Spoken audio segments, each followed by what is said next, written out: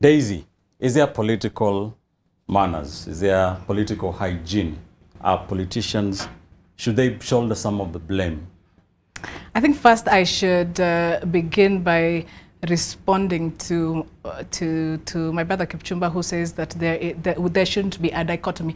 The Constitution already dichotomizes the elections. Martin just mentioned that in Kenya we carry out 6 elections simultaneously. Now, if you follow this election, you find that there seems to be a vested interest on IEBC's part, on Chebukati's part, particularly on the presidential election. The irregularities or the deficits or the sins of the IEBC we do not see them now. They preceded the election. The deficit of trust that we had in the IEBC started months ago. And I call it there's a pattern that indicates Chebukati's and the IEBC's intentions, particularly on the presidential elections. Number one, there's multiple. I'll mention one. Right. Why procure a company that is known to have manipulated results in 2 other countries? And in one of these countries, this company. You're talking about Smartmatic? Smartmatic. All right. And in one of these countries, they have been indicted. They're facing criminal charges. I feel like what you are doing is this discussion is a laundromat of IEBC. You are causing a distraction from what the situation and the reality really is. You are trying to lead us away from the sins that have been systematic of the IEBC. The country has not had faith in this commission for 2 years now leading to the elections, even in their preparedness.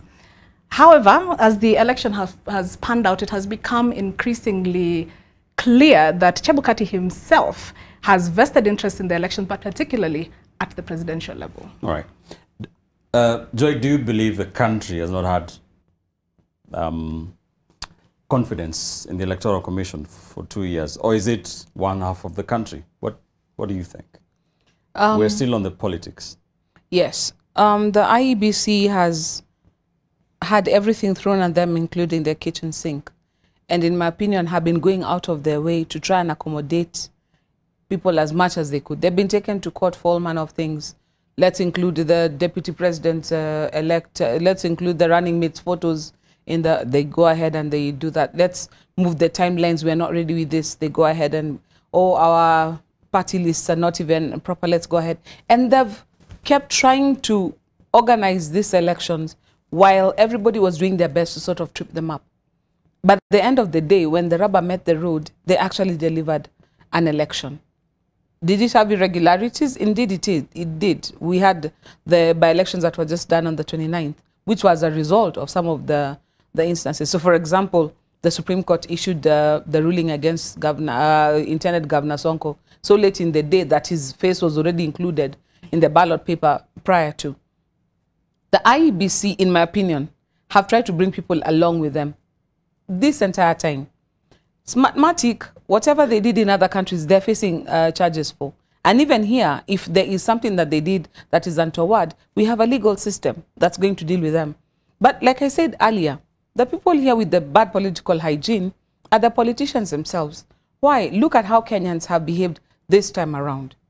Kenyans came out. Those who wanted to vote came out and voted. Those who did not want, didn't even bother to register. And the ones who did come out to vote, came out to vote.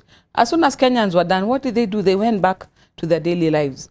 We have seen the politicians trying to rally and say, come, let's do this together. And the Kenyans are like, no, we trust the courts. You go deal with it in court. That tells me that the Kenyan voter is maturing faster than the Kenyan politician. When you listen to even the arguments and the accusations against the IEBC right now, you are at pains to understand what exactly is the gripe. Is it the numbers? Because we are still talking about this, phantom things in servers. We are talking about things that, if you really try to pin it down, it's non-specific.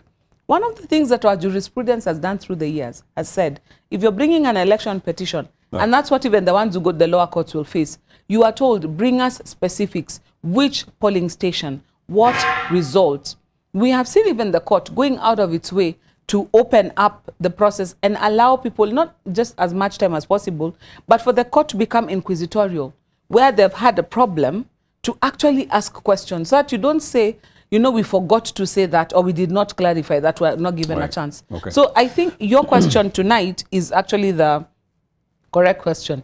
Is the IEBC a poison chalice? Because it seems to be a place where it's a career killer.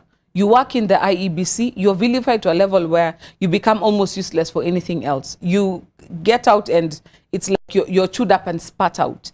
Is that what we want to portray with our IEBC? What sort of professionals will be attracting to these IEBC positions in future? Because anybody who still thinks that they have a future in their career, will they want to work in an organization where it doesn't matter how well you do, you know, at the end of the day, you'll be called names, you'll be chased out of town. And I mean, I take my hat off to Chebukati, because even in the face of the provocation that he has faced in 2017 and now, he's still standing. In my opinion, I'm like, you know what? Kudos to him. All right.